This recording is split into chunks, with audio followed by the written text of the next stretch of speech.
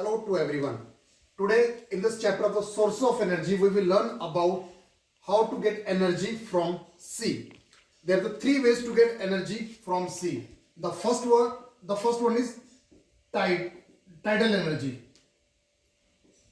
It's tidal energy. The second word is wave energy. And third one is ocean thermal energy. Now let us learn about a tidal energy. As the word is tidal, tidal means the word tidal has come from the word tides. Now what is tide? That is the gravitational pull of water of the sea by the moon, that is known as a tides. So during the gravitational pull, that is high tides, that is the time of the high tides, and later on when water falls, that is the low tides. This high and low tides has a lot amount of the energy between them. The difference between their potential energy gives us the source of the energy. Now let us learn about what happened during high tide. This energy can be used, high tide energy can be used by moving the turbine, by using the high tides. This we can have tidal dams, as simple. We can have this reservoir, and between this dam and between we have a turbine. Now during high tides, what happened? The flow of the water from the sea takes place, and as a result the water will move towards the reservoir. So during high tides, this turbine, that water will move through this turbine, and as a result this turbine will move, and when turbine will move, the shaft which is connected to the back will move, and as a result generator will work and electricity will be produced. Now I'll tell you about the low tides. As I told earlier, during high tides water moves from sea towards the reservoir. So and as a result this turbine will move, and generator will work and electricity is produced.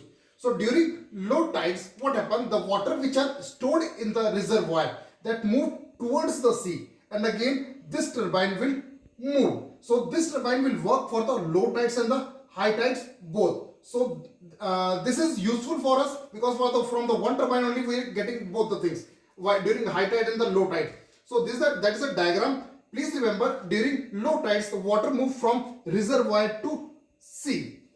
The main energy which we get from this is pollution free, but the main problem is this: in world there are very less coastal areas where this tidal dams can be built.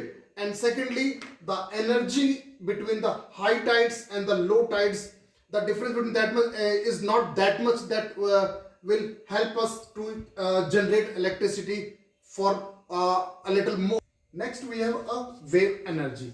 Here the wave basically means that is a sea wave.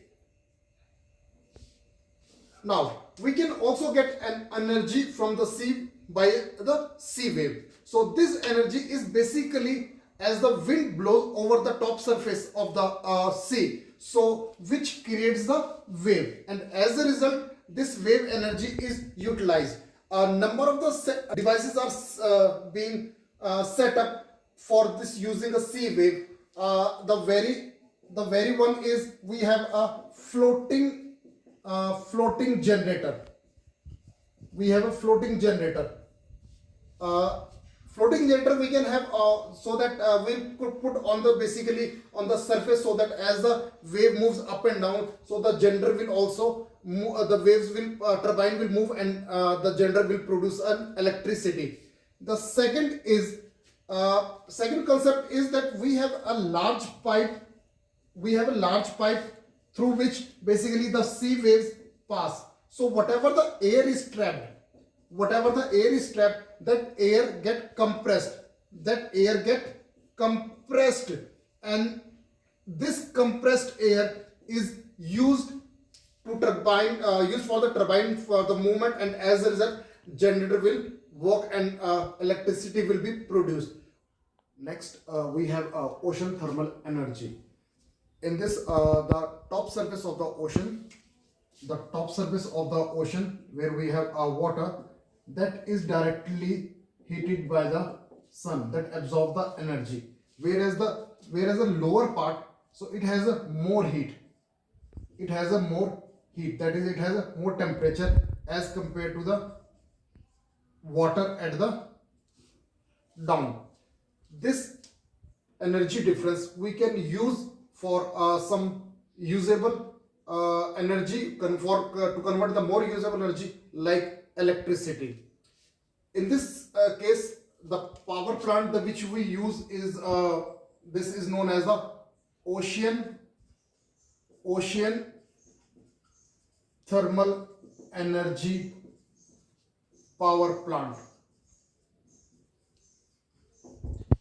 In this, what we do, we take few chemical which has a less boiling point, for example ammonia, that is NH4, or chlorofluorocarbon, that is CFC. So we heat this by using the this hot water, because this has a low boiling point. So this, whatever the energy, whatever the temperature of this water, that is enough to boil this ammonia. Whatever the ammonia will boil, after boiling, it will convert in vapors, and that vapor set the turbine on, and as a result the generator will work and electricity will be produced. Now whatever the vapors are formed, that vapors are being cooled by the water which is at the down, that is having a less having a less temperature. That cool the vapors, this water is used to cool the vapors of this, and again that vapors will be used when they will get condensed, again that will be used to heat up, and then as a result the electricity will be produced. Minimum 20, a difference of 20 degree Celsius should be there between the top layer and the whatever the water in the down. Next we have a geothermal energy. As the name is there, geo means earth, thermal means heat. So whatever the heat of an earth, that is utilized in a good form of the energy, that is mainly electric energy which we need. We have 3 layers of the earth, as you people know: crust, mantle, core. Crust is the top, and the core has a very high temperature, and mantle is the middle one. So below the rocks, if we talk about an earth, so we have this one part as a crust, this one part as a mantle. So below this crust, in the mantle part, at some places we have a composition of radioactive materials, which basically produce in those rocks which are present in mantle, which at that place the temperature is very much high. So whatever the water comes in contact between them, so suppose this is a mantle part of one place, and whatever the water is there, this a little bit in a molten state. Molten is a little liquid, so this energy will heat up the water. Those points are, and this approximately whatever that point comes in the top, that is we call as a hot spot. So this, if we dig a hole, so this water which get boiled, that will come out in the form of the steam, and then this steam is used for in a pressurized form, used to put on the turbine, and as a result the generator will be work. Now at few places we used to get pipes for this reason. Through one pipe the water will come out, and